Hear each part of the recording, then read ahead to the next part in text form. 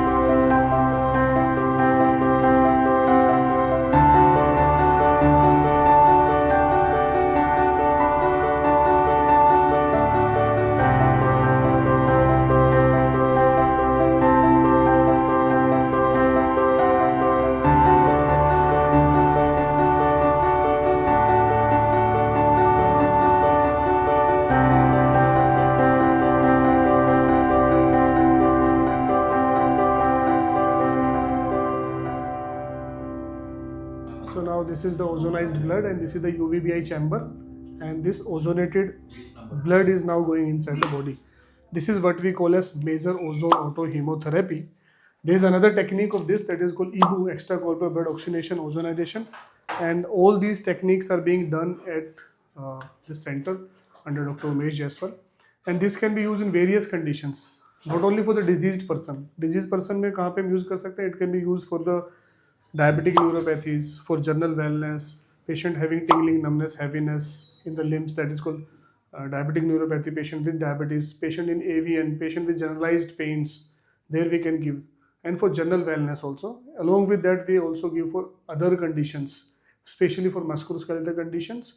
And along with that, we also give DSCB injection for the pain management. This is how we are treating the AVN patients without any surgical intervention by IAOS method. This is Indian Academy of Orthopedic Surgeons recommended method, and they are now well established methods where up to grade 3, even grade 4, she is a case of grade 4 without any collapse. So even grade 4 of AVN without any head collapse can be very well treated without any surgical intervention with the help of these IUS methods. So if any one of you are suffering, you are near Pune, if you are in for Nasik, Pune, Mumbai, so then you can come to the center and even you can send all your reports on the given number so that we can just, prior to coming, we can all see all your reports, and if it is feasible, then we will ask you to come to our center and have this treatment without any surgical interventions. Thank you so much.